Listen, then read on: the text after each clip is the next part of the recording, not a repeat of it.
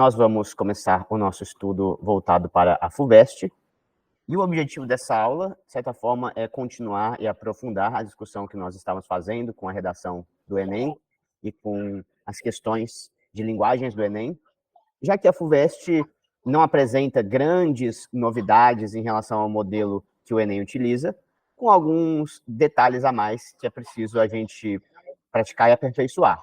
Então, acho que é importante para quem está focado nesse vestibular, em entrar na USP, que também faça uma preparação específica, direcione o seu estudo, né? A gente vai, então, considerar que todas as discussões que nós fizemos até aqui esse ano servem, são importantes, e eu não vou repetir nada, talvez enfatizar alguns repertórios que a gente tratou e que podem ser úteis ainda, mas também focando nas coisas que são mais específicas da FUVEST, como a gente vai ver, tanto na redação quanto na prova de português da segunda fase.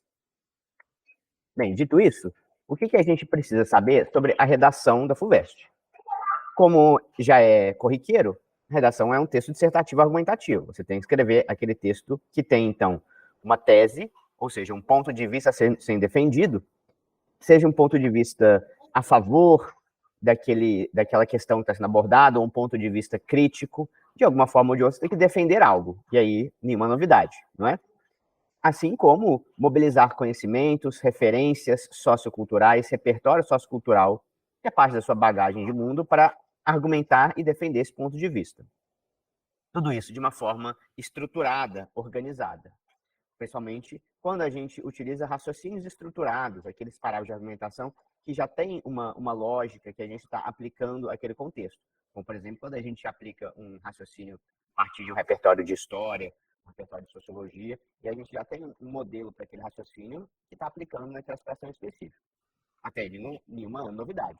O que talvez possa ser diferente do que a gente fez até hoje com a nossa redação do Enem, seriam os temas propriamente ditos, né?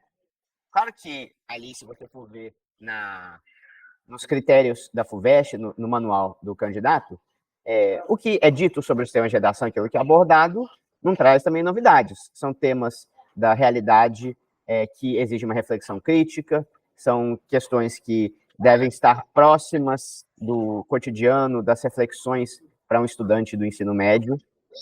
Mas, por outro lado, as abordagens que são normalmente cobradas nos temas de redação diferem um pouquinho.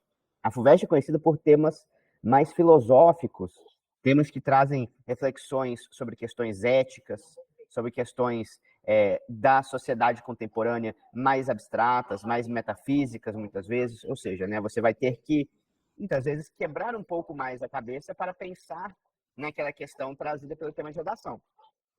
Enquanto que no Enem isso parece mais direto, isso é feito de uma maneira mais direta, né? A gente está diante de um problema da realidade, como foi no caso do tema desse ano, a questão dos trabalhos de cuidados das mulheres que são desvalorizados pela sociedade, refletindo uma desigualdade de gênero nesse aspecto, que, assim, é um problema objetivo, concreto da realidade sobre o qual nós precisamos refletir. Não precisa filosofar muito para chegar à compreensão da discussão que está sendo feita.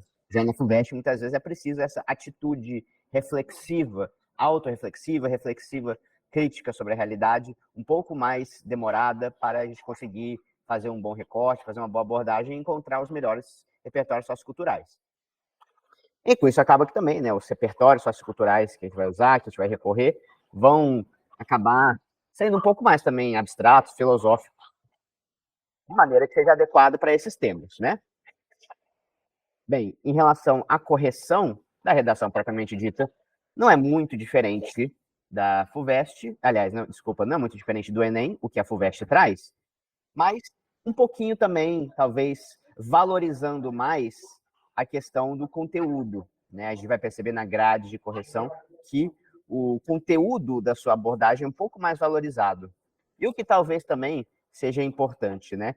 Uma reflexão, uma abordagem diferenciada que você faça na FUVEST, ela vai ser mais valorizada do que muitas vezes a parte da linguagem.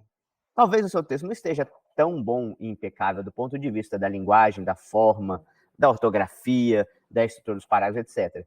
Mas se você tem uma excelente reflexão, um excelente conteúdo para o seu texto, isso tende a ser mais valorizado na FUVEST do que no Enem, em que o critério acaba assim, limitando um pouco o quanto que vai ser valorizado o seu conteúdo lá no Enem. Tem lá o critério 2 de correção, critério 3 de correção, não vai passar daqueles 40%. Na FUVEST, a gente já pode perceber que a questão do conteúdo se reflete em diferentes critérios de correção. Por exemplo, o desenvolvimento do tema, que vale 4 pontos, em que você mostra a habilidade de compreensão do tema e de desenvolvimento das ideias, a partir de uma estrutura, mas, sobretudo, com uma abordagem interessante, adequada, valendo 4 pontos. A gente tem também a coerência dos argumentos e articulação do texto, que, tudo bem, tem a ver com a estrutura, mas também acaba incluindo a coerência dos argumentos, das opiniões, ou seja, né, mais uma vez, ressaltando a importância do conteúdo. E, claro, não deixa de ser importante a questão gramatical toda, que conta pontos bastante. Muito bem.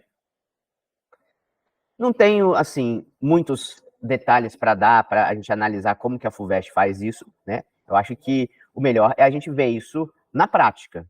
Porque, a princípio, os temas do Enem poderiam cair na FUVEST, né? É perfeitamente possível se deparar com discussões de questões brasileiras, questões contemporâneas, assim como o Enem faz na redação da FUVEST, né? Isso faz parte também do que a gente tem do que a gente tem no segurança da redação da FUVEST. A gente tem também uma necessidade de um olhar crítico para a realidade brasileira, realidade histórica, as nossas questões herdadas do passado. Tudo isso é pertinente e cobrado. Mas também vão ter aqueles temas um pouco mais diferentes que poderiam ser cobrados, em que a gente pode perceber aí uma certa atitude filosófica, uma atitude reflexiva, crítica, sendo cobrada naqueles temas de redação um pouco mais difíceis que podem aparecer. Vamos dar uma olhada, então.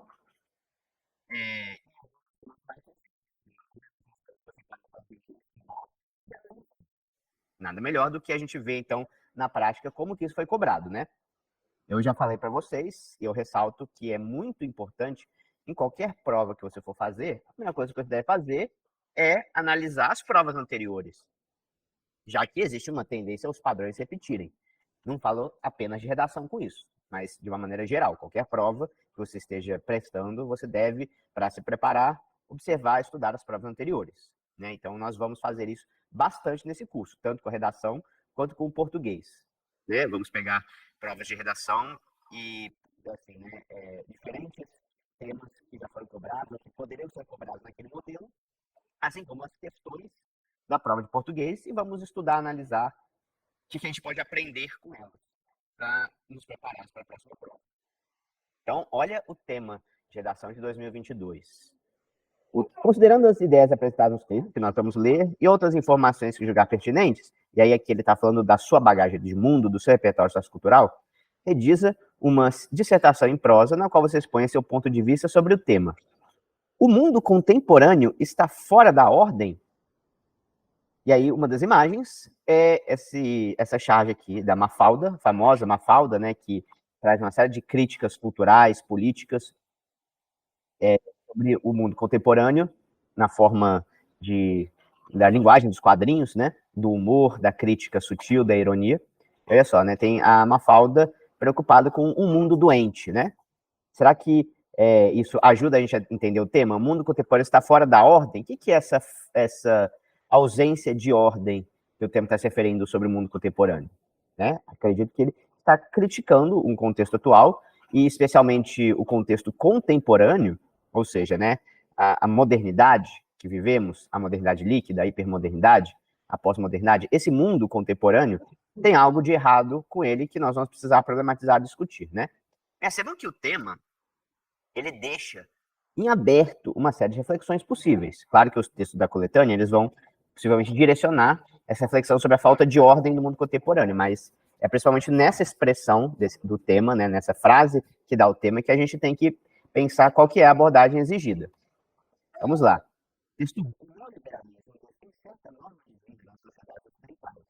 E para além dela, em todas as sociedades que a seguem no caminho da modernidade. Essa norma impõe a cada um de nós que vivamos num universo de competição generalizada, intima os assalariados e as populações a entrar em luta econômica uns contra os outros, ordena as relações sociais segundo o modelo do mercado, obriga a justificar desigualdades cada vez mais profundas, muda até o indivíduo, que é instado a conceber a si mesmo e a comportar-se como uma empresa. Texto de Pierre Dardot e Christian Laval, A Nova Razão do Mundo, ensaio sobre a sociedade neoliberal. Tudo bem, olha o que o texto 1 está trazendo. O mundo contemporâneo fora de ordem aparece no texto 1 sendo referido como o neoliberalismo, né? O neoliberalismo, inclusive, né, que surge a partir das transformações da modernidade. Olha só, é uma discussão filosófica, mas também uma discussão que envolve a aplicação de conhecimentos sociológicos, conhecimentos históricos sobre a realidade atual. E aí a gente pode já trazer uma série de repertórios que nós conhecemos sobre a questão do neoliberalismo no mundo contemporâneo para fazer essa crítica, né? Olha só, uma crítica que envolve, inclusive, essa transformação do indivíduo em uma empresa, o indivíduo como empreendedor de si mesmo, vendendo no mercado, muitas vezes, sem efetivamente conseguir preocupar-se com a ética, com a saúde, com o bem-estar, e abrindo mão de si mesmo, do seu cuidado, dos seus valores, para ser bem-sucedido no mercado. Nós vimos uma série de discussões como isso que a gente vai relembrar. Texto 2, texto 2, texto 3, já trazendo para a gente literatura e música, que a FUVEST também gosta bastante, tá? Isso aí é repertório importante para a gente também conseguir entender o tema. Você ter uma boa leitura, uma boa interpretação e uma boa bagagem de mundo para compreender essas referências. Por exemplo, aqui veio o caso do Drummond de Andrade, inclusive que está na lista de livros obrigatórios, de leituras obrigatórias da FUVEST, Drummond. Esse ano é Alguma Poesia, que vai ser cobrado, né? Aqui, em 2022, era o Claro Enigma. E aí a gente tem o texto do Drummond, um dos poetas favoritos da FUVEST, trazendo talvez uma contribuição para essa análise do tema. As mais soberbas fontes e edifícios. O que nas oficinas se elabora, o que pensado foi e logo atinge distância superior ao pensamento, os recursos da terra dominados, e as paixões e os impulsos e os tormentos, e tudo que define o ser terrestre, ou se prolonga até nos animais, e chega às plantas para se embeber, no sono rancoroso dos minérios, dá volta ao mundo e torna-se engolfar, na estranha ordem geométrica de tudo. Trecho do poema A Máquina do Mundo, do Drummond. A gente, infelizmente, não teve muito tempo no nosso curso de falar do Drummond, eu vou falar um pouco mais quando a gente for falar de literatura da segunda fase, mas, olha só, a importância de ter esse estudo, ter esse repertório, aqui vai ajudar também. A Máquina do Mundo é um poema do Drummond, não vou entrar em muitos detalhes agora, né, em que ele, caminhando ali, pensativo, meio deprimido, aparentemente, por uma estrada pelo caminho, chutando pedras, ele se depara com esse objeto curioso, que é a Máquina do Mundo, que é como se fosse uma grande revelação, uma grande epifania do sujeito do poema, em que ele é apresentado para a totalidade de tudo que existe no mundo, no universo, nos sistemas que comandam a vida do ser humano, e chocado com o que ele vê, né, ele resolve continuar o seu caminho e fingir que nada aconteceu e nada foi visto. Mas essa grande epifania que ele vive diante da nação do mundo, ele se depara com a natureza das coisas, do sistema vigente do mundo contemporâneo. E aí ele fala, né, de todos esses elementos, né, desse sistema, dos edifícios, do comércio, das engrenagens que movem esse sistema, né, do ser humano que se torna massacrado em meio a isso. E aí acaba que isso fica evidente no poema, quando a gente conhece, mas por esse trecho a gente consegue perceber que ele está fazendo referência a isso, né? A todos esses elementos aí, digamos assim, as engrenagens da grande máquina do sistema, né? Que nada mais é essa máquina que uma metáfora para essa ordem de tudo, essa ordem geométrica de tudo. Ou seja, né, a ordem mundial, o mundo contemporâneo, trazendo uma forte crítica. Sabemos que Drummond é extremamente crítico em relação a esse contexto econômico, político, cultural, filosófico contemporâneo. E aí, Caetano Veloso, música fora da ordem. Olha só, né? Com a palavra ordem aparece em diferentes contextos nesse tema. Aqui tudo parece que era ainda construção e já é ruína. E é uma frase famosa do Caetano Veloso dessa música, falando do Brasil, né? Tudo parece que era ainda construção e já é ruína. Tudo é menino, menina no olho da rua, o asfalto, a ponte, o viaduto ganindo para a lua. Nada continua. Alguma coisa está fora da ordem, fora da nova ordem mundial. Então, a nova ordem mundial é uma expressão, inclusive, assim, uma expressão não é nada metafórica, filosófica, ela está presente quando a gente estuda história e geografia para falar do mundo contemporâneo, né? E aí aqui, mesmo em um contexto artístico, literário, musical, a gente pode pensar em todo esse cenário, esse contexto que nós conhecemos sobre essa nova ordem mundial e seus conflitos e contradições, né? Aí tem o texto que tem a tirinha da Mafalda. Texto 5 é um trecho de um discurso da Greta Thunberg.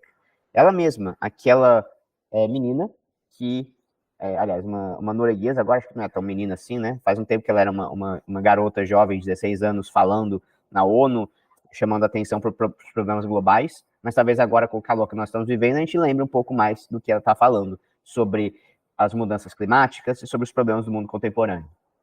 Olha só, os adultos ficam dizendo, devemos dar esperança aos jovens. Mas eu não quero a sua esperança. Eu não quero que vocês estejam esperançosos. Eu quero que vocês estejam em pânico. Quero que vocês sintam medo que eu sinto todos os dias. E eu quero que vocês ajam. Quero que ajam como agiria uma crise. Quero que vocês ajam como se a casa estivesse pegando fogo, porque estava. Então, ressaltando um aspecto contraditório desse mundo contemporâneo, que é o fato de ele ser insustentável e os interesses em jogo serem irreconciliáveis com os interesses da maioria da população, da sociedade, né? Os interesses do capital versus os interesses da maioria da população, os interesses das gerações futuras, nesse contexto de uma ordem mundial muito mais preocupada com a reprodução do capital e com os lucros do que com a sustentabilidade, com o bem-estar das coletividades, né? Então, um ponto de vista crítico que ressalta que realmente, segundo então a Greta Thunberg, segundo essa perspectiva, o mundo contemporâneo está totalmente fora de ordem, né? Está extremamente fora de ordem, de uma maneira extremamente preocupante. Muito bem, então esse é o tema. Percebam que esse tema é um tema um pouco diferente da maneira como ele seria apresentado no Enem. Primeiro que a gente não viu menção referência ao Brasil especificamente. É válido, é perfeitamente possível abordar o Brasil em um tema como esse da FUVEST como um exemplo, né? Eles esperam que você reflita mais sobre o Brasil de uma maneira privilegiada, já que é a nossa realidade. Mas não necessariamente você precisa se restringir a falar do Brasil, algo que já diferencia um pouco com o Enem, em que realmente a prioridade é a discussão do Brasil, a questão mundial, as questões mundiais podem entrar no máximo como uma analogia com o problema brasileiro, né, como algo de que o Brasil faz parte. Aqui na FUVEST, já é um tema como esse que não falou explicitamente diretamente do Brasil, você pode, então, fazer uma reflexão mais ampla que não se restringe à nossa realidade, ainda que seja possível falar sobre ela. E outro aspecto é que é mais, como a gente estava falando, abstrata a maneira como a discussão está sendo feita, né? Dá para perceber que é uma discussão eminentemente filosófica sobre o mundo contemporâneo que está sendo sugerida, né? Com, inclusive, né, ecoando questões trazidas pela filosofia. Tinha aquele texto lá sobre a nova razão do mundo, é um texto filosófico, né? É um texto que traz um ponto de vista crítico, filosófico, sobre a vida na sociedade contemporânea. Então, a gente precisa ter uma atitude mais filosófica diante desse tema, né? A gente deve trazer, incorporar à nossa redação referências de repertório sociocultural, porque a gente não espera também que vocês sejam filósofos na hora de fazer essa redação. Você não é filósofo, né, ao escrever esse texto. Não é isso que é esperado de você, que você escreva como um filósofo, que você filosofe sobre o assunto como o Bauman faria. Se você conseguir trazer um pouco disso, tanto melhor. Mas, o que isso exige de você de fato, se não exige que você seja um filósofo? Exige que você faça conexões, faça relações com temas da filosofia, com referências de repertório sociocultural, de bagagem de mundo filosóficas. Isso a gente consegue fazer. À primeira vista pode parecer um tema difícil, abstrato, que você não vai dar conta, porque, putz, né, tá muito vago, tá muito geral essa discussão que esse tema está propondo para mim, mas a gente tem bons repertórios para falar sobre isso. Repertórios, inclusive, básicos, lá do começo do nosso curso, que, inclusive, a gente continuou usando ao longo de todo o ano, mas que desde o começo a gente já estava falando de Bauman, de Gilles Lipovetsky, da modernidade líquida, da hipermodernidade, da pós-modernidade, de outras referências que a gente poderia aplicar aqui, né? Com certeza, a gente pode entender esse mundo contemporâneo fora de ordem como sendo parte do contexto da modernidade líquida. Com certeza a gente pode entender que aquele indivíduo que se torna empreendedor de si mesmo e age como se ele fosse uma empresa, mesmo que ele seja apenas um indivíduo explorado pelo sistema, né, que seja alguém que é jogado de empregador a empregador por conta da instabilidade nas relações de trabalho desse mundo contemporâneo, né, da ordem econômica desse mundo contemporâneo, mesmo assim, a gente poderia falar de uma modernidade líquida, da efemeridade, das fluidez das relações, de uma sociedade de consumo, que desvaloriza indivíduos sem poder econômico, em que, né, existem laços sociais e econômicos cada vez mais efêmeros e descartáveis, gerando um grande sofrimento generalizado, um sofrimento profundo, com perda das relações sociais, com isolamento social, com bastante incerteza e insegurança devido às rápidas transformações dessa sociedade, né, da iminência das crises econômicas tão frequentes que marcam a modernidade líquida, segundo Bauman.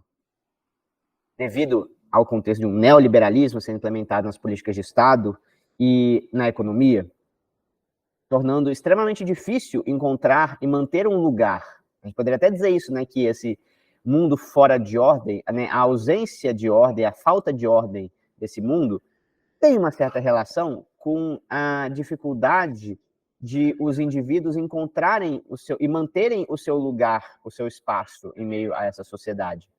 Devido às rápidas transformações econômicas, com um desemprego constante, com um desemprego estrutural crescente, né, com uma mudança permanente de bases econômicas, produtivas, que tornam empresas, negócios, setores da indústria rapidamente obsoletos e os indivíduos descartáveis. Isso é extremamente fora de ordem, né? E aí, com isso, a gente pode perceber todas essas consequências negativas para o mundo, caracterizadas por essa modernidade líquida.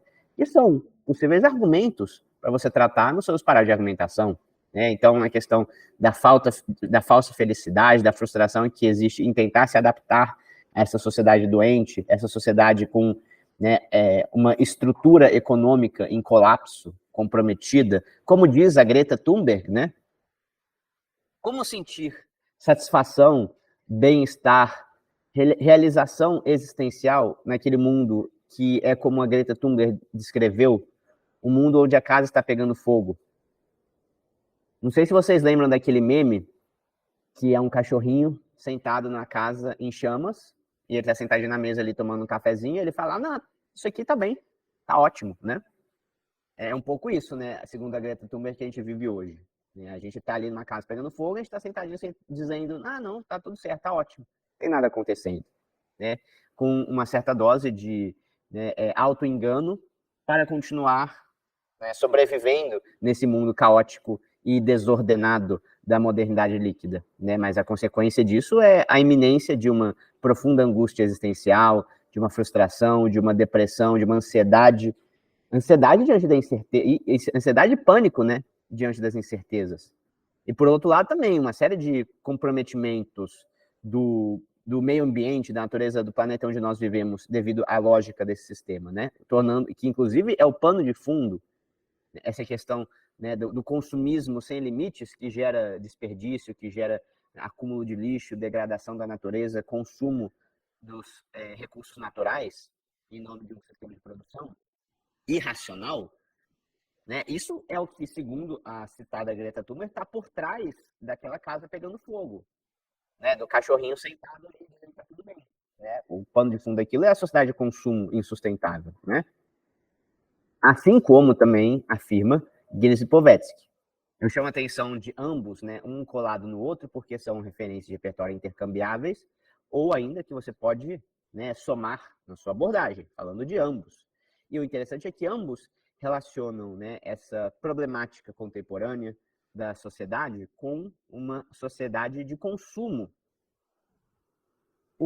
Bauman, né, fala que o consumismo, a publicidade, a ilusão da mídia está por trás dessa característica líquida da sociedade, das mudanças rápidas, deixando os indivíduos sem uma base, sem algo a se integrar e a pertencer. E o Lipovetsky fala de uma hipermodernidade que é marcada pela aceleração exagerada da produção e do consumo, com uma hiperprodução de resíduos, com hiperdestruição da natureza, com um hiperadoecimento dos indivíduos, causados pela lógica do sistema capitalista nesse mundo do consumo, pelos avanços tecnológicos voltados também para o progresso econômico capitalista, né, pelos meios de comunicação de massa que manipulam a opinião pública em favor desse sistema, desse modelo, causando com isso, né, uma série de problemáticas do mundo contemporâneo, de forma que a gente pode citar essas referências praticamente em referência de repertório sociocultural em qualquer tema, né?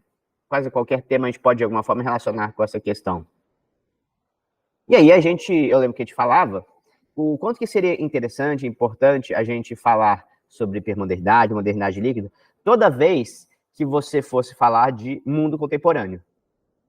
Eu falei para vocês, né? Toda vez que você tiver uma referência ao mundo contemporâneo, a sociedade contemporânea, a atualidade, na sua redação, o que você pode fazer é substituir essas expressões por modernidade líquida, hipermodernidade, pós-modernidade. Nesse tema, a gente está fazendo meio que o contrário, né? A gente vai falar do mundo contemporâneo e aí no desenvolvimento a gente poderia trazer essas referências do nosso repertório sociocultural para problematizar o mundo contemporâneo.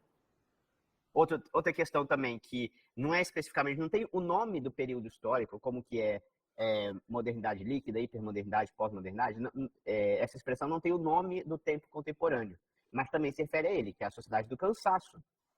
Inclusive, aquele texto 1 que fala do indivíduo empreendedor de si mesmo, né, que se comportando como uma empresa, explorando a si próprio em nome da aceleração do capital, isso é algo que está diretamente relacionado com a reflexão do Byung-Chul Han em Sociedade do Cansaço. Né? Para ele, a Sociedade do Cansaço era resultado de uma ideologia contemporânea em que o indivíduo é estimulado a explorar a si mesmo de maneira indiscriminada. Então, a gente se cansa, né? A sociedade do cansaço é a sociedade do burnout, né? Devido à hiperexploração, à sobreexploração dos indivíduos por eles próprios. Já que foi possível, nesse mundo contemporâneo, incorporar aquela mentalidade exploratória que visa né, substituir qualquer bem-estar por uma ideologia de produtividade, explorando o indivíduo, né, até o máximo na sua capacidade de gerar lucro para o capital, mas isso não é mais feito através de um sistema autoritário que obriga as pessoas a permanecer longas horas dentro da linha de produção da indústria. Isso é feito através de um discurso que os próprios indivíduos incorporam e aceitam explorar a si mesmos de maneira limitada em nome, né, do sucesso financeiro. Isso é a sociedade do cansaço, é um conceito que se relaciona diretamente lá com o texto 1. Também dava para levar muito por esse lado, né? A gente falou bastante ao longo do tempo sobre a sociedade do cansaço, principalmente relacionando essa questão com a questão da saúde, né? Já que o texto lá da Mafalda tinha, né, aquela metáfora do mundo que está doente, aquela chave da Mafalda cuidando de um mundo doente, que está com o termômetrozinho, que está ali meio, né, precisando ir para UTI, a gente pode utilizar essa metáfora relacionada com a sociedade do cansaço, porque, afinal de contas, é um conceito que enfatiza a perda da saúde. E aí a gente pode levar para esse lado, né, pelo menos um parágrafo, num texto como esse, num tema como esse, seria interessante falar sobre a perda da saúde relacionada com essa ideologia, com essa mentalidade vigente nesse mundo que nós estamos falando. Agora, a gente também tem o conceito da pós-modernidade, que tem muitas definições diferentes, e eu trouxe para vocês no nosso curso a do David Harvey. Eu acho que se aplica perfeitamente aqui, porque o Harvey relaciona a condição pós-moderna com o neoliberalismo. O que é a pós-modernidade? Segundo David Harvey, tá? Segundo outros autores, tem outras concepções sobre pós-modernidade que se aplicam menos aqui a esse tema. A do Harvey se aplica perfeitamente, porque para ele a pós-modernidade, a condição pós-moderna, é aquela do neoliberalismo imposto pelo capital financeiro, pela globalização do capital financeiro, agravando a desigualdade social, agravando a precarização da vida, o empobrecimento generalizado da classe trabalhadora, agravando a exploração do meio ambiente, né, agravando a perda de saúde, a perda de bem-estar, a perda dos valores tradicionais e o surgimento de novos conflitos e novas intolerâncias. Então, esse, né, o último repertório, que a gente poderia pensar aí nesse tema. E entre outros temas, outros repertórios, né, que a gente falou, porque, por exemplo, quando a gente fala do passado do Brasil colonial, com os repertórios, Gilberto Freire, Sérgio da Holanda, dos autores que criticaram o período colonial, isso é importante no nosso curso, porque também se reflete no mundo contemporâneo.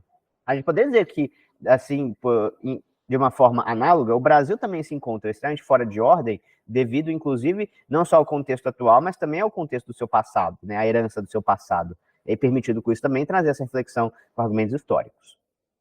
Então, assim, é um tema tipicamente da FUVEST, eu acho que é um dos temas mais FUVEST que eu já vi, que já caiu, porque é justamente o tipo de discussão filosófica que você tem que compreender, que você tem que estar habituado a fazer para dar conta dos diferentes temas da FUVEST, né? Só que dessa vez o tema se restringiu a isso. Enquanto que em outras situações, o mundo moderno, esse mundo fora de ordem, ele está ali como um pano de fundo, como um cenário dos problemas que são abordados na redação, né? Olha, por exemplo, o tema dessa última prova da FUVEST, do ano passado, atenção, vê se, na verdade, ele não é quase, em algum nível, uma continuação da discussão que foi feita no tema anterior. O quanto que os repertórios que a gente acabou de falar que seriam interessantes nesse tema anterior, como que eles não são possíveis, talvez até necessários em um tema como esse, que era refugiados ambientais e vulnerabilidade social. Esse tema eu achei interessante porque ele é um pouquinho menos filosófico, um pouquinho mais sociológico, né? Ele é um problema mais concreto para a gente discutir, não tem muita metafísica, mas, ao mesmo tempo, né, as discussões filosóficas como essas que a gente acabou de fazer são extremamente interessantes para ajudar a fazer essa discussão, né? Então, vamos ver os textos da coletânea desse tema. O que eu falaria, né, num tema como esse? Claro que, ainda mais esses temas mais filosóficos, mais abstratos, eles permitem algumas diferentes leituras. Até certo ponto, claro, né? Porque assim, não é qualquer coisa que é possível. Estou falando isso, né? Até porque, né, se o tema for muito vago, aí não vai ter fuga ao tema, né? E costuma ter fuga ao tema, se você não fizer a discussão que era esperada naquele contexto daquela cobrança ali temática, do recorte temático. Mas, ao mesmo tempo, né, o fato de ser bastante abrangente a discussão permite o uso de múltiplos repertórios socioculturais. Vamos ver, então, texto 1. As últimas décadas vêm sendo marcadas por diversas crises humanitárias, a cometer diversas partes do globo, sejam elas guerras, desastres naturais ou doenças. As crises acabam por ser responsáveis por uma das situações mais graves, complexas e urgentes a serem solucionadas no mundo, que é a crise de refugiados, um dos maiores desafios da história recente. Apesar de as guerras e conflitos terem ganhado certo destaque e relevância como os grandes agentes causadores de tal fenômeno, esses fatores, apesar de importantes, não formam a principal causa de grande parte do êxodo de refugiados. Ao contrário do senso comum, grande parte dos deslocamentos forçados de refúgios no mundo se dão por desastres naturais, como alagamentos, terremotos, vulcões ou ciclones. Muito bem.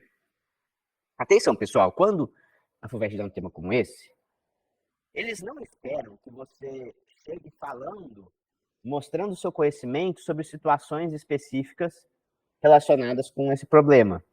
Então, por exemplo, não é para você fazer uma análise como se fosse um texto de enciclopédia ou de história, falando, por exemplo, sobre a crise dos refugiados do Haiti depois do terremoto. Claro que você pode citar como exemplo, estou falando isso, mas você não precisa ter amplos conhecimentos sobre essas situações e ficar colocando no texto como se fosse uma questão aberta da prova de história, da prova de geografia, falando sobre seus conceitos, né? Não é para ser expositivo e explicar para o leitor o que aconteceu nessas situações. Não é esse o objetivo, né? O objetivo, na verdade, é o de você fazer uma reflexão partindo desses acontecimentos, ou não partindo de referências desses acontecimentos, mas trazendo uma reflexão com conceitos adequados que ajudam a compreender essa realidade. Bem, um infográfico, a FUVEST, assim como o Enem gosta bastante de infográficos, falando dos refugiados climáticos do mundo até 2050. Então, o mundo pode ter 216 milhões de migrantes por causa do clima em menos de 3 décadas. E olha só, a maior parte onde estão em África subsaariana, assim como no leste asiático. Curiosamente, não à toa, são as regiões do mundo que mais sofrem com a desigualdade, com a, como chama no tema, a vulnerabilidade social. Não está falando de refugiados climáticos dos Estados Unidos, da Europa, né, do Canadá, do Japão, da Austrália. Não que esses países não vão sofrer com as mudanças climáticas. É até uma reflexão interessante, né, porque eles vão sofrer. Né, alguns filmes, né, meio distópicos do futuro, eu estou lembrando daquele filme de 2012, tem lá uma cena em que tem refugiados climáticos dos Estados Unidos cruzando a fronteira para o México, e o México fecha as fronteiras, ironicamente, para não deixar as pessoas passarem, esses refugiados climáticos, né, desse futuro distópico. E aí, isso a gente pode dizer que faz parte dessa problemática, dessa questão, né? Que é possível que todos, inclusive os países envolvidos, sofram as consequências. É possível não, né? É certo. Mas aquelas regiões com uma vulnerabilidade social, como, por exemplo, na África subsaariana, existe uma ausência de recursos para lidar com as consequências que foram causadas, na verdade, globalmente. Não foi a população, os africanos dessas regiões mais pobres do mundo que incentivaram, né, a destruição desenfreada da natureza que causou as mudanças climáticas e causou essas ondas de refugiados climáticos, né, curiosamente. Texto 4, sempre tem, né, pessoal, lá, literatura no meio, dessa vez um texto do Vidas Secas, do Graciliano Ramos. Esse aqui a gente conhece. Aproximavam-se agora dos lugares habitados, haveriam de achar morada. Não dariam sempre à toa como ciganos.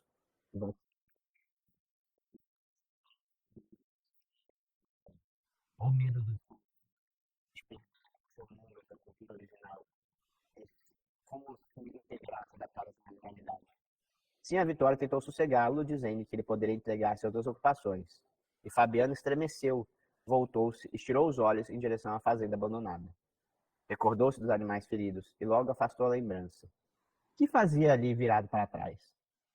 Lembrando que, inclusive, o Vidas Secas retrata um cenário de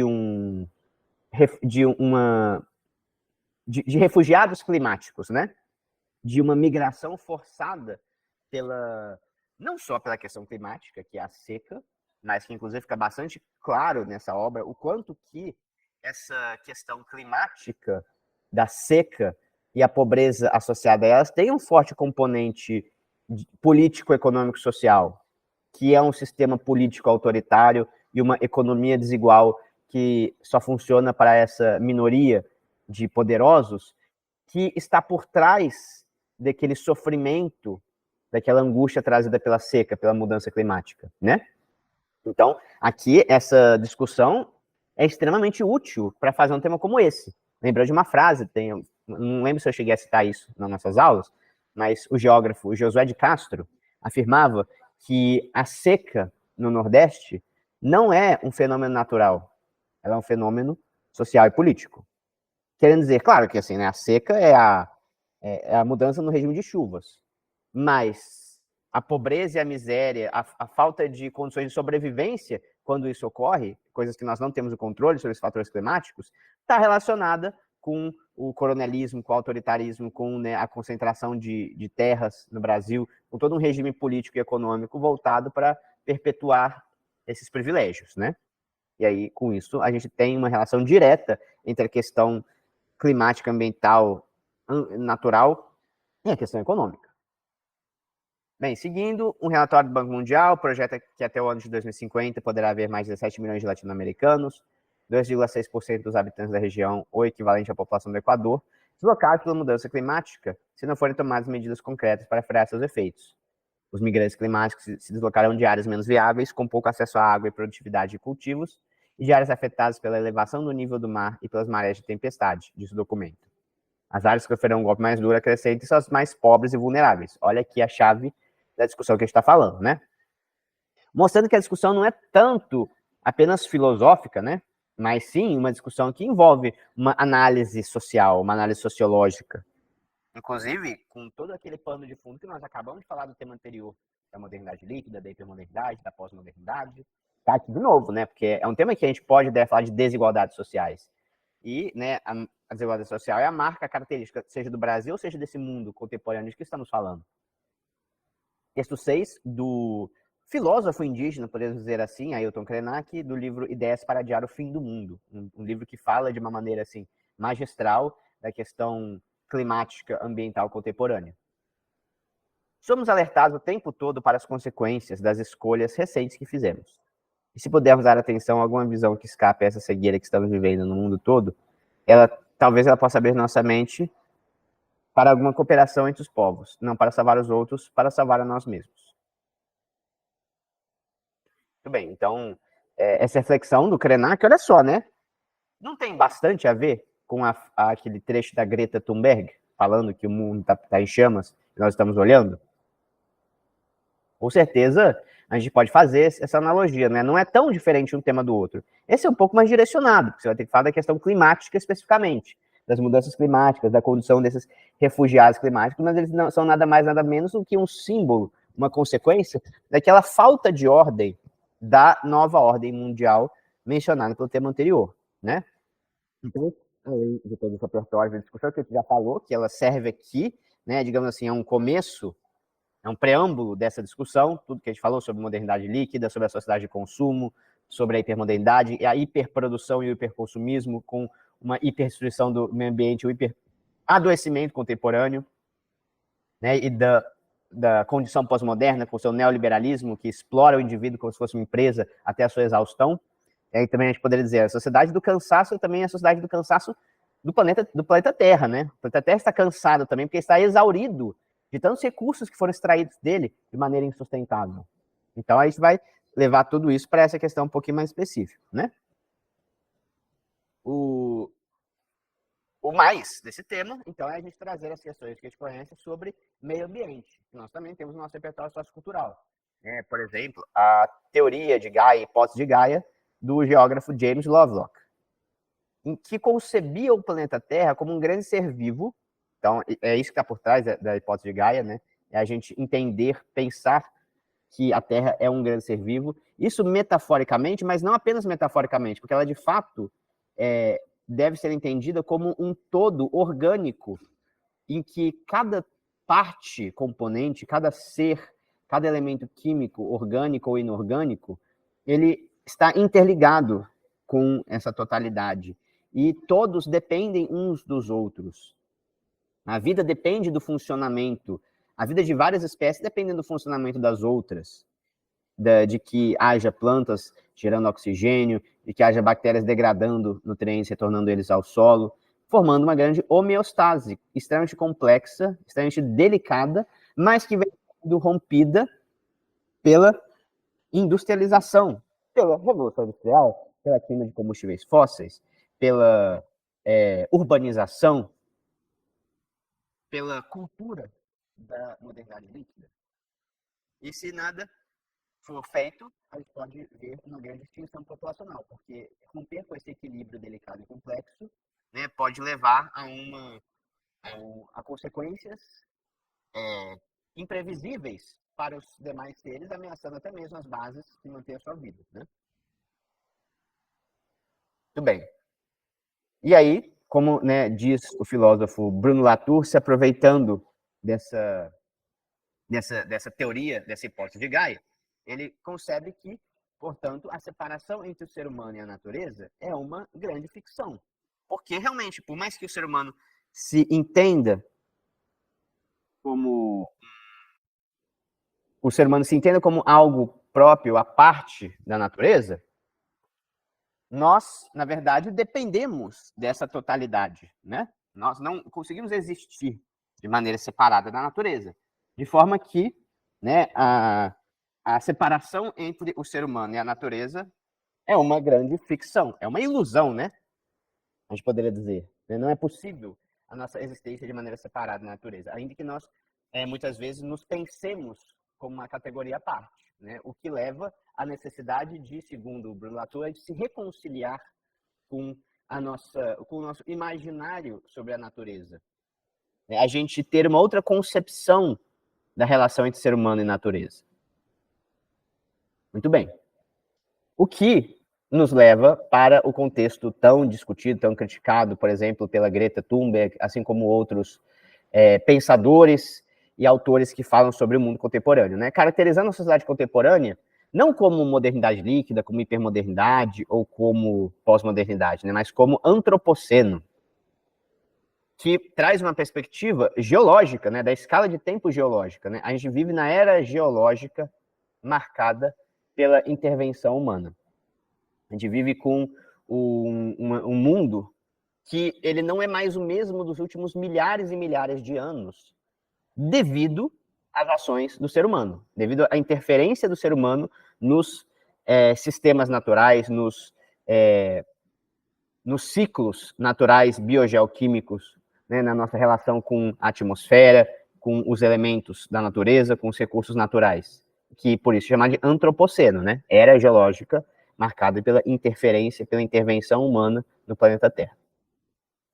E aí, com isso, a gente tem uma grave crise social e histórica causada por essas ações humanas, desde a Revolução Industrial, permitindo, inclusive, né, eu acho que num tema como esse seria bem interessante trazer esse repertório, porque, inclusive, uma das maneiras de abordá-lo é a partir de uma perspectiva histórica. O antropoceno está diretamente relacionado com o advento da Revolução Industrial, com, né, as mudanças no modo de produção desde a Revolução Industrial. E aí a gente também sabe falar sobre isso, né? Sobre o século XIX, sobre as consequências das mudanças econômicas, políticas, sociais que foram geradas naquele momento, né? E aí a gente traz isso para a questão climática natural. Bem, um outro repertório que nós falamos também, que eu acho que se aplica a esses temas, né? Não só a esse tema, especialmente a esse tema que ele fala da questão dos refugiados, né? Na verdade, a questão dos refugiados ambientais, que são muitas vezes, não, que são quase sempre, né, assim, menosprezados, assim como todos os refugiados do planeta, a não ser que sejam refugiados provenientes de países né, próximos à cultura europeia, como aconteceu com a Ucrânia, por exemplo, né, refugiados foram bem recebidos em vários países da Europa, por exemplo, ao contrário de uma série de outros, né, refugiados provenientes de outros lugares do mundo, normalmente do sul global, como né, a gente percebe que existe uma parcialidade, uma seletividade, uma maneira de se relacionar, lidar com a questão dos direitos mas aí, né, a gente tem uma grande dificuldade de incorporar esses refugiados ambientais nas sociedades dos países desenvolvidos, para onde muitas vezes eles vão, mostrando o mito da aldeia global. A aldeia global foi o conceito que eu falei para vocês, assim, não tem nada de negativo nele, né? Assim, ele era o conceito lá do Marshall McLuhan, para falar que o mundo é cada vez mais integrado e que as culturas locais nacionais já não são mais tão diferentes entre si, porque é como se todos vivessem em meio a uma única cultura global. Isso é verdade, do ponto de vista cultural. Mas essa aldeia global, ela também é uma concepção ilusória, porque na prática, né, dependendo de onde você vem, você não é bem aceito. Né? Essa globalização, ela só serve para os interesses do mercado financeiro. Quando interessa, né, a circulação, por exemplo, do capital é livre. A circulação de mercadorias é livre. E a circulação de pessoas, né? Ou seja, sempre que a globalização ela traz progresso ao capital, ela é estimulada e valorizada. Agora, quando se trata de aumentar, né, a fluidez das pessoas, né, a integração dos indivíduos globalmente, ela não acontece, né? A desigualdade ela é mantida e perpetuada em favor das elites. E aí o Milton Santos critica essa globalização e ele, na verdade, fala, mas será que então a gente deve ficar sempre contra a globalização? A existência, aí eu pergunto, né, relacionando com esse tema, será que essa problemática dos refugiados globais, ela justifica que a gente rompa os laços de uma vez por todas com a ideia de globalização e desista de uma vez por todas de promover uma globalização? Para Milton Santos, não. Para Milton Santos, né, a gente deveria buscar uma outra globalização. Ou seja, usar os recursos criados pelo avanço tecnológico, pela riqueza que foi gerada pelo progresso do capital global e combater globalmente as grandes crises. A crise ambiental, que está em destaque aqui, mas também a crise da pobreza, da desigualdade, a crise econômica e a crise da democracia. E aí, com isso, né, a gente pode pensar a possibilidade de uma outra globalização. Ou, como diz o Bauman, né, a lei do raciocínio da modernidade líquida, ele trouxe especificamente essa questão do status dos refugiados, não falando especificamente dos refugiados climáticos, né, os refugiados em geral, né, aqueles que vêm dos países mais vulneráveis, né, que vêm do contexto da vulnerabilidade social e buscam melhores condições de vida, né, mas que acabam muitas vezes morrendo nesse processo. São as vidas desperdiçadas, aqueles que perdem a vida buscando, às vezes em botes precários, atravessar as fronteiras para a Europa, se integrando com a sociedade de consumo, e são, muitas vezes, né, têm a sua vida perdida nessa travessia. Ela mostra, né, a nossa incapacidade de lidar com o outro, de lidar com as diferenças. E, portanto, segundo Bauman, é preciso, cada vez mais, nós construirmos pontes no lugar de muros. Em vez de tentar barrar a circulação dessas pessoas, né, em vez de fechar os olhos à situação desses refugiados, né, incorporá-los à nossa sociedade, incorporá-los aonde eles podem ser úteis e fazer falta, né, e tentar garantir os seus direitos minimamente como seres humanos, direitos humanos, né? Então, portanto, segundo Bauman, cada vez mais é preciso construir pontes em vez de muros. Há um raciocínio que se aplica de forma extremamente pertinente ao tema de hoje, né, ao tema da FUVEST 2023. Bem, então, esses, né, dois últimos temas nos ajudam a entender como que é a redação da FUVEST. O objetivo é esse, né, a gente fazer essas redações pensando como que isso se torna um pouco diferente da abordagem que a gente faria no Enem. Nas próximas aulas vamos fazer mais isso, né, vamos tentar explorar alguns temas mais com a cara da FUVEST, mas percebam o quanto que, na verdade, o nosso repertório sociocultural ele é útil e é pertinente para falar desses temas, assim como era no Enem. Então, vamos lá, vamos começar a falar um pouco sobre a prova de português da FUVEST da segunda fase. Bem, essa é uma prova, com certeza, diferente daquelas que a gente está acostumado no Enem, devido ao fato de ser uma prova aberta, com a necessidade de formular questões, formular respostas para as questões, o que exige até uma certa capacidade que a gente treina na redação, de desenvolvimento do raciocínio, de argumentação. É um pouco isso, né? Você deve escrever um texto na resposta, claro que assim, um texto sucinto e focado naquilo que está sendo cobrado na questão, mas tem que ser um texto completo, né? Bem articulado, bem estruturado, com uma linguagem adequada, interpretando o que os textos estão trazendo. Mas, inclusive, né, muitas vezes, trazendo repertórios socioculturais relacionados com aquele tema, com aquele conteúdo que está sendo cobrado. Alguns dos principais tópicos, aliás, aqui estão praticamente todos os grandes tópicos que são cobrados nessa prova: níveis de significação, denotação e conotação, morfossintaxe, com todos os conteúdos gramaticais, concordância nominal verbal, regência nominal verbal, pronomes, advérbios, conectivos, função sintática, valores lógicos semânticos, coordenação, subordinação. Ou seja, conhecimento de gramática que a gente não estudou de forma muito sistemática ao longo da prova do Enem, porque realmente assim, não são cobrados diretamente pelo Enem. No entanto, é interessante notar que a parte de gramática propriamente dita que é cobrada não é extremamente complexa e não é o principal, mas sim a interpretação do sentido, do efeito de sentido que ocorre com aquelas questões gramaticais, né? É muito mais a interpretação da questão gramatical que é cobrada do que a gramática propriamente dita, os conceitos, os nomes, né? A análise gramatical, como a gente vai ver, né? Você tem que identificar o problema que está sendo proposto pela questão e existem múltiplos caminhos para você construir sua resposta, normalmente, né? Quer dizer que qualquer resposta serve, estou falando sobre isso, né? Tem uma resposta adequada, mas a maneira de raciocinar, digamos assim, de argumentar em favor da sua ideia naquela questão, ela pode ser feita de várias maneiras possíveis.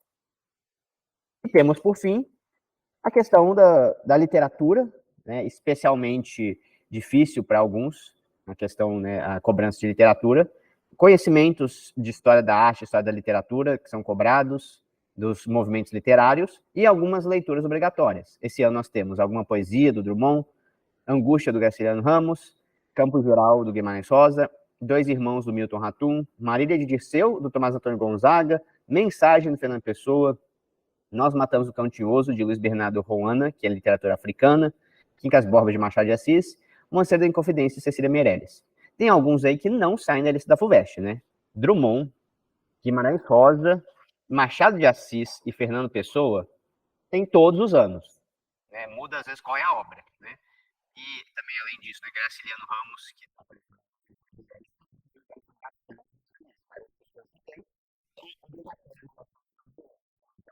e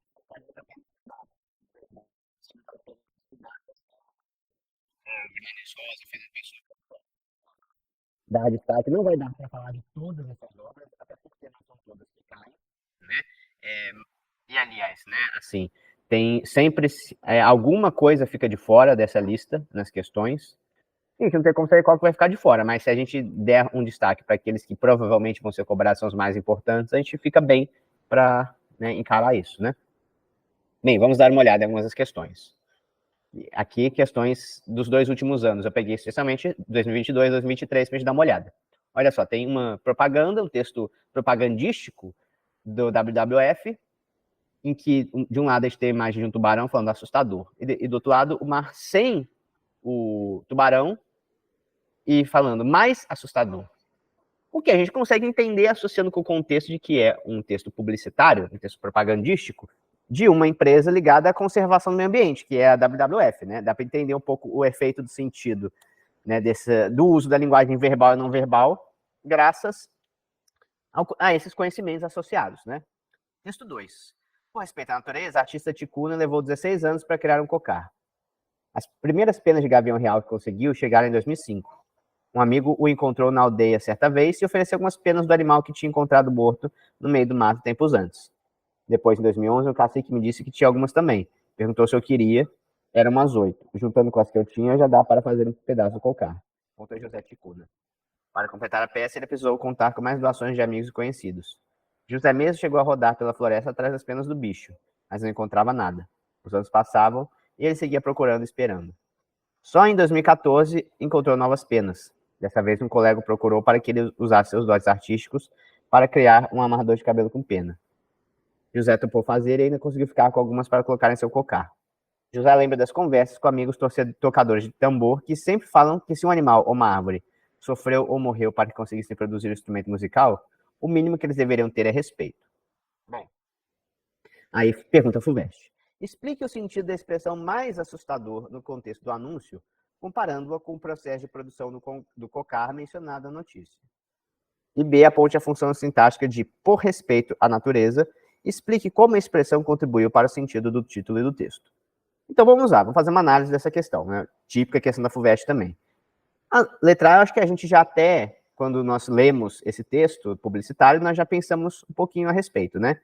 Então, a expressão mais assustador está relacionada com a problemática que está sendo propagandeada aqui da necessidade de conservação da natureza, já que a perda da biodiversidade, a perda das espécies, né, animais, as espécies vegetais, ela traz bastante preocupação, traz graves consequências para o ser humano. É reflexo de uma relação desordenada com o meio ambiente, como o tema da FUVEST, olha só, né, como que são as coisas. O tema da FUVEST da redação do ano anterior ao nosso já sugeria. Olha a importância dessas discussões para a FUVEST. Né? Aqui tem uma questão usando um texto publicitário para fazer o mesmo problema, para referir-se ao mesmo problema.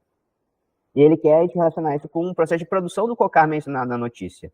Uma notícia, né, está mais para uma reportagem, né, que mostra o quanto que é importante para esses indivíduos das tradições indígenas o respeito e a integração com a natureza. Né? E por trás disso existe uma concepção, como a gente poderia dizer lá do Bruno Latour, citado na aula de redação, né, que a separação entre ser humano e a natureza é uma ficção. A separação entre o ser humano e a natureza é uma ilusão. Então, essa perda, mesmo que seja um animal agressivo, que muitas vezes ataca o ser humano, ela é muito prejudicial para o ser humano, né? Então, com isso, a gente pode perceber que haver, né, uma mentalidade, uma cultura, uma ideologia que ignora e causa sofrimento aos seres da natureza é algo que trará consequências prejudiciais para o ser humano, como mostra o texto, né, o texto falando sobre o ritual indígena com as penas e a propaganda do WWF. Aí a B tem aí um bom exemplo também de como a gramática é cobrada a FUVEST. Aponte a função sintática de por respeito à natureza. Olha lá, por respeito à natureza, vírgula. Tem uma carinha aí, né? Na verdade, se você tiver um pouco de noção da gramática, você consegue responder essa questão. Não está muito difícil, não. Essa expressão assim que vem, muitas vezes separada por vírgulas, por respeito à natureza, a artista Ticum levou 16 anos para criar o cocar. Elas têm uma classificação típica, né? Quase sempre acaba sendo essa classificação. É uma expressão que funciona como um aposto explicativo, aquele tipo de expressão que está presente na frase que não é indispensável para o sentido, né, para a lógica da frase, para o sentido gramatical, mas que acrescenta uma informação, né? Acrescenta uma informação importante à frase, o aposto explicativo, né? Mostrando o quanto que olha só, né? Dá para ver que ao longo do texto não tem a expressão natureza. Ele não está falando da natureza. Está apenas descrevendo a atitude de um indivíduo indígena perante os animais, perante um ser da natureza, mostrando a importância desse respeito, dessa integração com a natureza, de considerar o ser humano como algo não separado da natureza para a cultura indígena, né? E divulgando assim a necessidade de um respeito mais amplo, né, do ser humano pela natureza, pelo meio ambiente. Bem, e aí, no ano mais recente, na última prova, a gente tinha uma questão que vai nessa mesma direção. Olha isso, mais uma vez um texto publicitário, função conativa, tentando convencer, são textos claramente tentando nos convencer sobre a importância da preservação ambiental, utilizando para isso recursos da linguagem verbal e não verbal, né? Então a gente tem uma foto de uma árvore, e aí embaixo algo que parece, né, serem as raízes dessa árvore, mas que também lembra um pouco assim uma foto de, né, contraposição entre uma árvore viva e uma natureza morta, uma natureza viva versus uma natureza morta. Será que não tem essa correlação? E aí o texto diz: elas são seu passado e sua única esperança de futuro. Preserve suas raízes. E aí as raízes, né, sendo representadas nessa imagem da árvore, né, de maneira, né, polissêmica, né, com múltiplos sentidos. E aí, explique como imagem e texto reforçam a relação entre passado e futuro expressa na peça publicitária. Porque fala, né, elas são seu passado e sua única esperança de futuro. Bem, a gente pode dizer que essa relação entre passado e futuro sugere a importância desses elementos da natureza, ou seja, né, da conservação das espécies animais e vegetais para o nosso futuro. Aquilo que vinha sendo colocado pela Greta Thunberg, aquilo que vinha sendo colocado pelo Ailton Krenak no texto lá da redação mais recente, em que o ser humano, ao destruir o meio ambiente que o circunda, está ameaçando a sua própria sobrevivência e a sobrevivência das gerações futuras. O bem-estar, a própria existência e sobrevivência das gerações futuras depende totalmente dessa conservação do meio ambiente, porque, né, justamente, né, a ausência desse meio ambiente equilibrado pode ser catastrófica, né? E o passado também, eu acho que a gente pode dizer que, no caso das árvores, é bem evidente que são espécies extremamente antigas e que são indivíduos, as árvores como indivíduos também são extremamente antigas comparado com os seres humanos, né? E aí, a frase, né, preserve suas raízes, ela tem uma ambiguidade, como diz a questão B, né? Já vamos entrar na B, mas tem a ver também com o que a gente está falando aqui na alternativa A, que as árvores, ou seja, né, como um símbolo da natureza, elas são as nossas raízes, né? A natureza é a nossa raiz, nós viemos da natureza, nós vivemos de maneira indissociável da natureza, né? Essas espécies, esses seres estavam aqui na Terra muito antes de nós. Algumas frases vêm ficando famosas também, né, de pensadores indígenas como Ailton Krenak, né? A Terra começou sem o ser humano e vai acabar sem ele. Olha essa frase do Ailton Krenak. A Terra começou sem o ser humano e vai acabar sem ele. A gente, pelo contrário, nós que viemos da natureza, dessa natureza, né? Nós que somos o resultado da vida que persiste e que progride, evolui através, né, dessas espécies da natureza, das múltiplas espécies coexistindo. e interdependência, né? As nossas raízes estão presentes, né, nessa natureza. E aí, esse é o nosso passado, né? Nesse sentido de raízes aqui, remete a passado, né? Elas são o seu passado e sua única esperança de futuro. Preserve suas raízes, né? As nossas raízes, o nosso passado, e essa preservação como algo fundamental para o futuro. E aí, também existe uma ambiguidade aí, nesse pronome possessivo suas, né? Porque as suas raízes, a gente pode entender tanto quanto as raízes das plantas, das árvores, quanto as suas raízes de quem está lendo, ou seja, de nós, seres humanos. Ambos os sentidos são, ambas as leituras são coerentes. Na verdade, né, elas são interligadas. Né? As suas raízes, as raízes das árvores, devem ser preservadas, porque isso é preservar as nossas próprias raízes também ao mesmo tempo.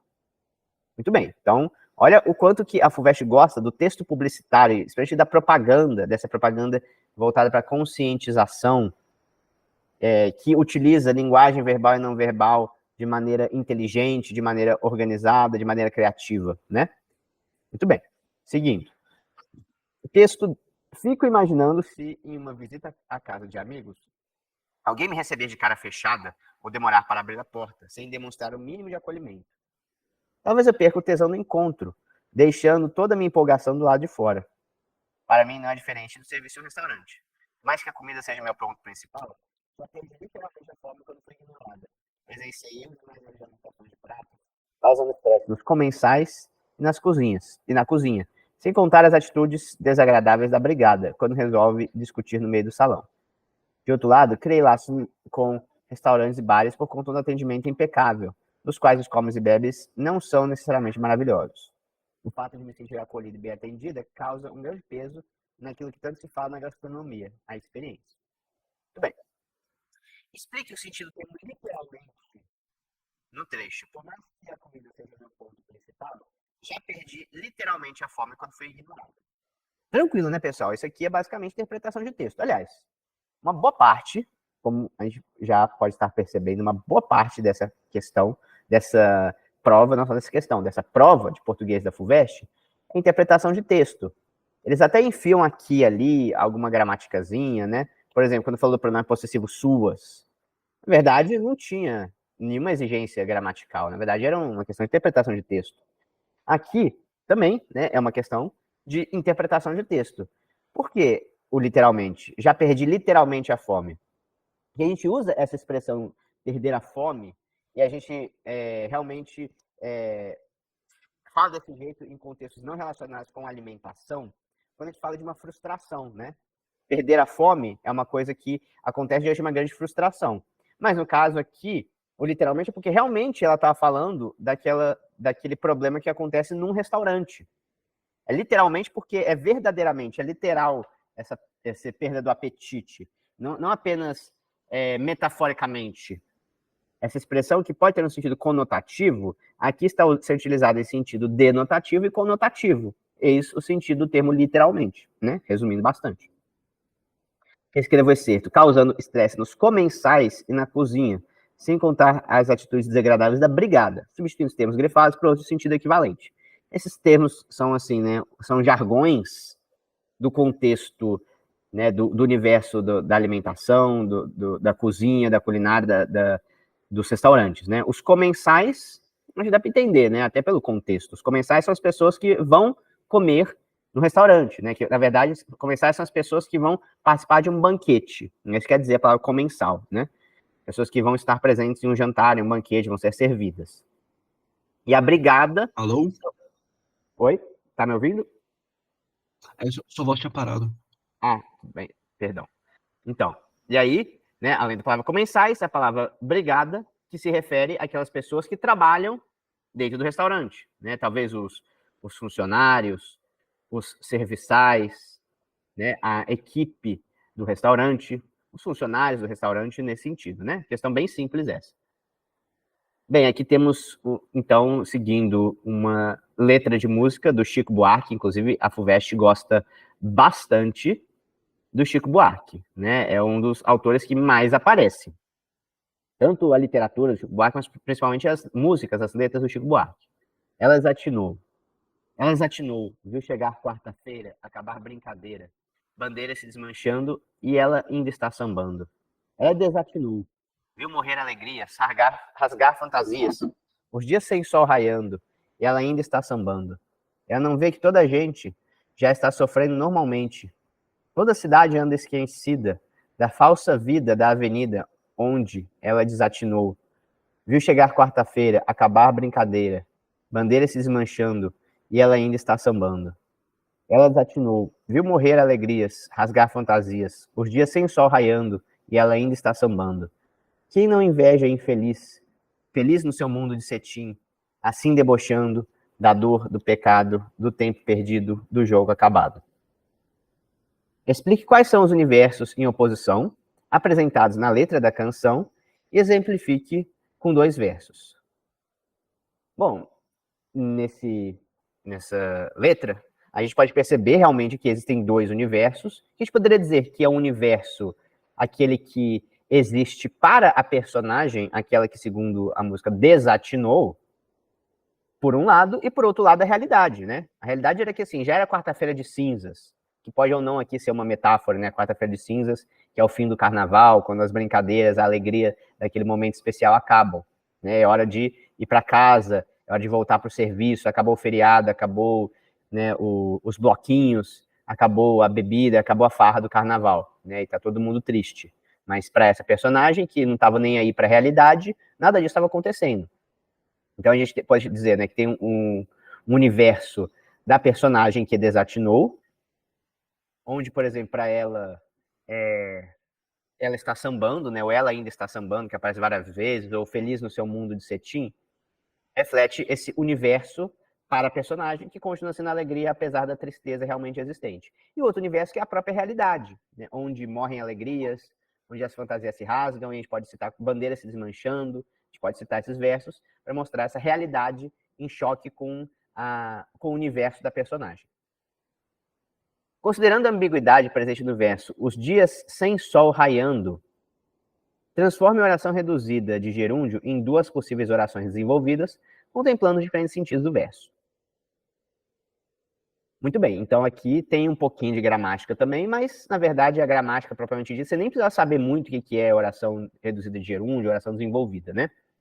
Na verdade, basta você lembrar que oração reduzida é aquela sem conectivo que usa gerúndio, ou então que usa particípio, que usa verbo infinitivo, né? No caso aqui, que usa gerúndio, sem o conectivo. E aí a oração desenvolvida é aquela que apresenta o conectivo. E aí a gente tem que desenvolver essa oração com diferentes sentidos, né? Quais são esses sentidos, né, que a gente pode dizer? Pode dizer, os dias que raiaram sem sol. Será que essa é uma letra possível? Os dias que raiaram sem sol.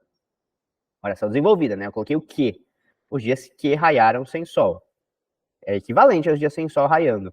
Ou então, a gente também pode dizer, os dias sem sol que raiasse. Não é? Os dias sem sol que raiasse. Então, em um sentido, vai ter o dia raiando, mas o sol não apareceu. E, no outro sentido, os dias sem um sol que estivesse raiando. Então, não são sentidos completamente opostos, diferentes, né? Mas que, né, a gente não tem como estabelecer olhando só para o gerúndio, né? Ambos os sentidos são possíveis, e a gente desenvolvendo com os conectivos, a gente fica em dúvida. Onde que vai parar, né, esse verbo? Onde que a gente vai colocar ele, né? A gente vai articular. Então, os dias que raiaram sem sol, ou os dias sem um sol que raiasse, né? 2 possíveis orações desenvolvidas diferentes, com diferentes sentidos. Bem, mais uma questão, tirinha, a FUVEST gosta bastante também, tá? Da linguagem dos quadrinhos. Às vezes me vejo como gostaria que me vissem. Às vezes me vejo como acho que me veem. Às vezes me vejo como provavelmente estou. Às vezes me vejo como o Mário Quintana. Eles passarão, eu passarinho. Tirinha do Laerte, aí a gente pode dizer assim, né? Tem uma contraposição entre o ideal que a personagem tem de si mesma e muitas vezes uma perspectiva que ela tem sobre si quando falta autoestima, quando ela está mal consigo mesma, quando, né, se deprecia negativamente, versus a visão real, que não é assim, né, nada, nem o ideal, nem o pessimista. E tem a frase do Mário Quintana, é um verso do Mário Quintana, né? Aqueles que estão atravancando o meu caminho, eles passarão, eu passarinho. Vamos ver o que está sendo perguntado. Como as formas verbais gostaria e acho contribuem para a construção dos sentidos do quadro 1 e 2? O gostaria sugere aquela expectativa, né? Idealizada. Eu gostaria que me vissem assim. Reflete uma expectativa idealizada. Tudo bem, tranquilo, né? Interpretação de texto.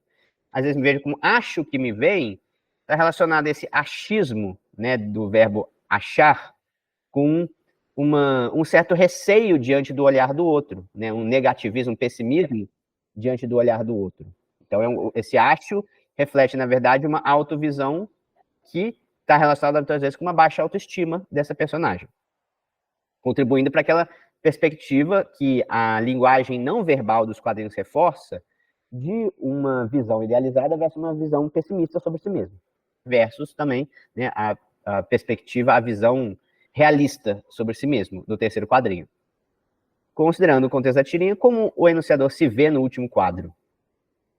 Então, essa frase do Mário Quintana, né, os versos do Mário Quintana, o que eles sugerem nesse contexto? Né? Eles passarão, eu passarinho.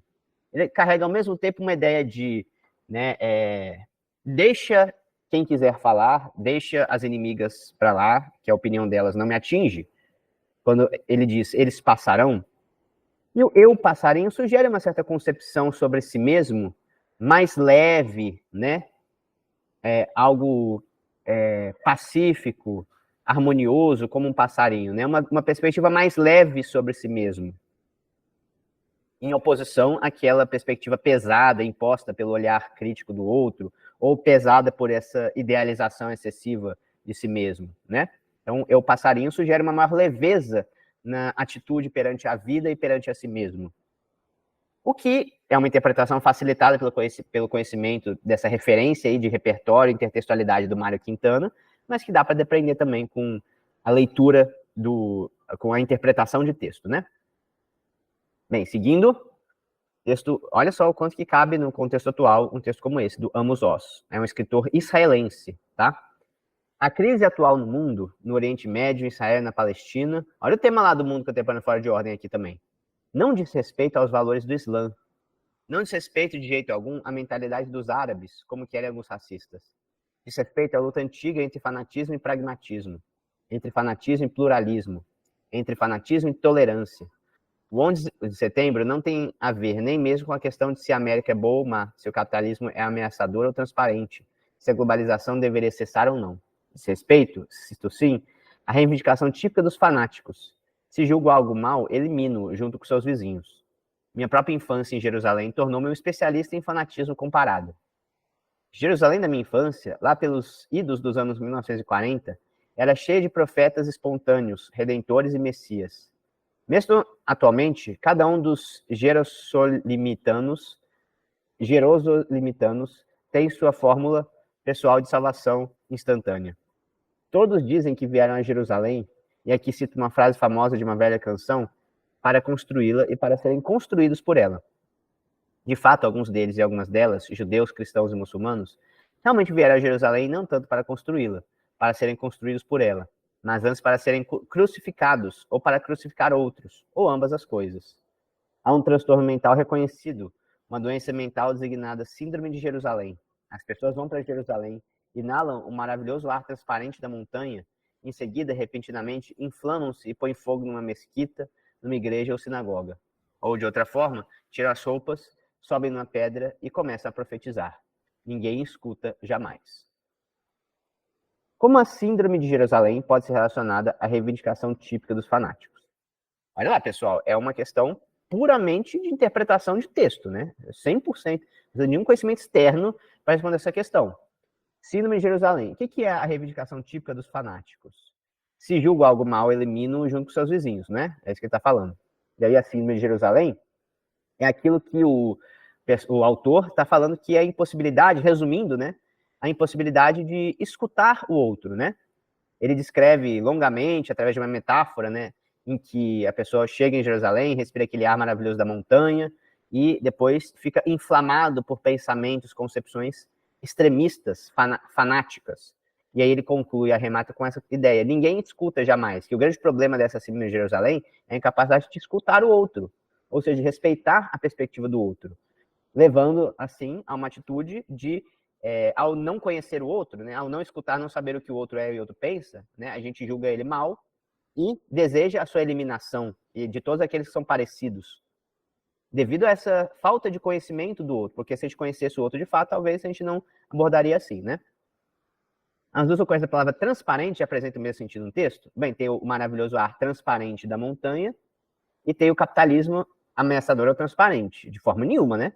Na verdade, o capitalismo ameaçador ao transparente, a palavra transparente está sendo utilizada em sentido conotativo, né? Transparente no sentido de saber tudo aquilo que está por trás, né?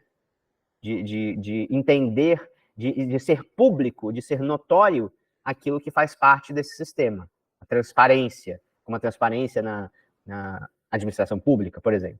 E o ar transparente da montanha é aquele ar limpo da montanha, né, que a gente quer dizer, né? Então, em sentido denotativo. Se colocar, eu acho que, né, a melhor resposta para essa alternativa seria usando essas expressões conotativo versus denotativo, com certeza. Muito bem.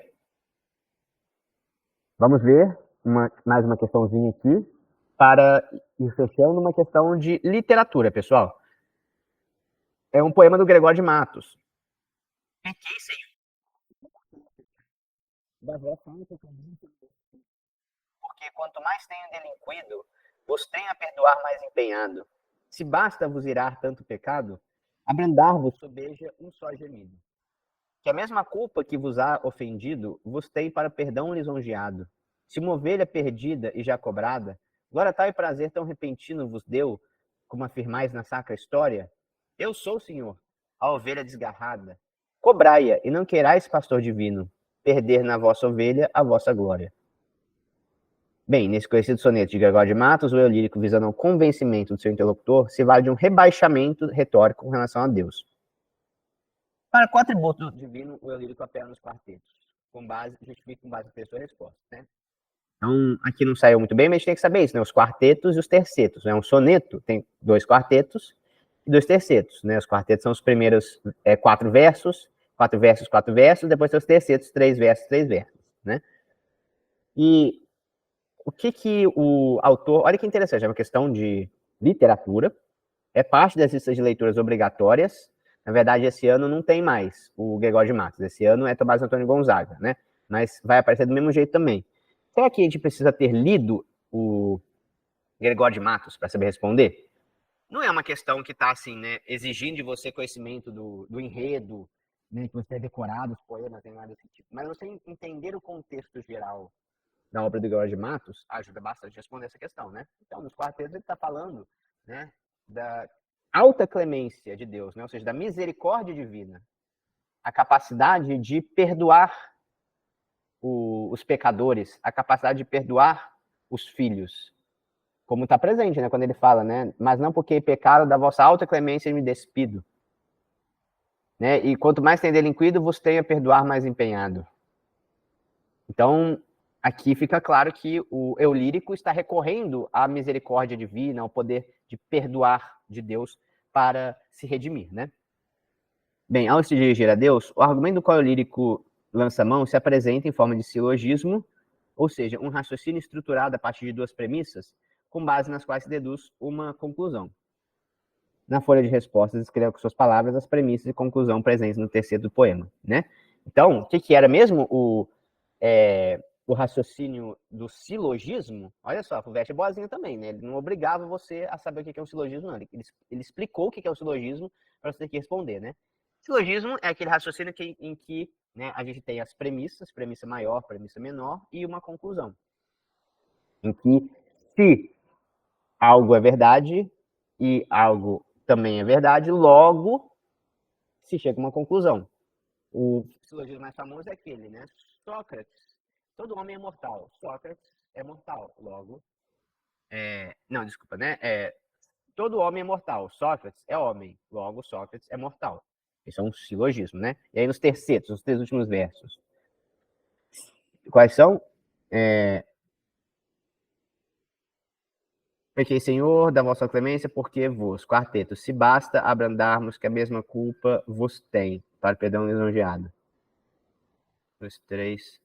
Aí, se uma ovelha perdida e já cobrada, glória tal e prazer tão repentino vos deu, como afirmais na sacra história, eu sou, Senhor, a ovelha desgarrada.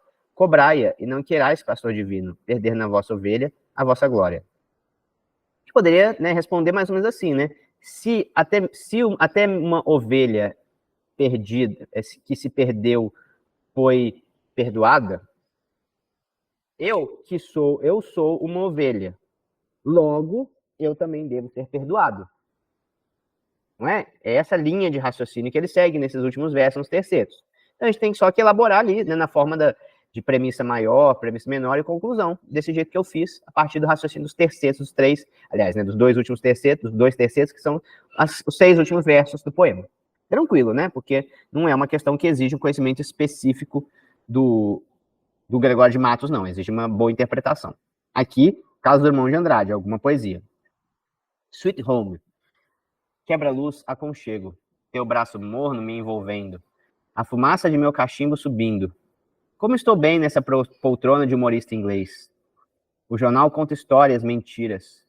Ora, afinal, a vida é um bruto romance e nós vivemos folhetins sem o saber. Mas surge o imenso chá com torradas, chá de minha burguesia contente. Ó gozo de minha poltrona, ó doçura de folhetim, ó bocejo de felicidade.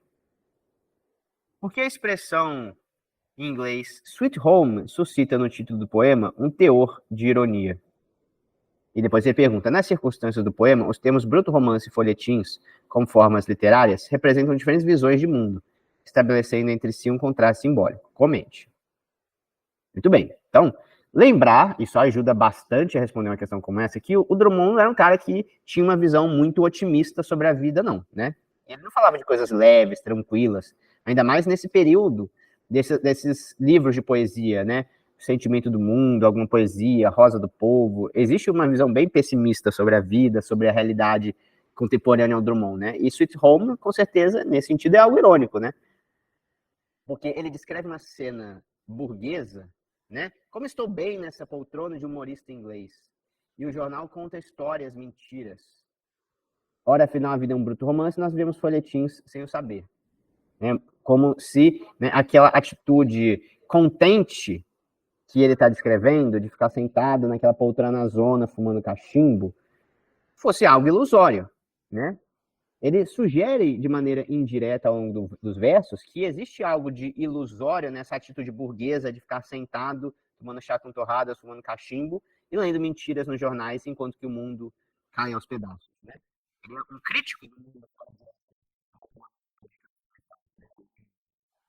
Então, com toda certeza, né, o título é irônico, tendo em vista esse contexto de uma visão crítica sobre esse conformismo burguês descrito pelo Drummond, e bastante criticado em toda a obra do Drummond, né?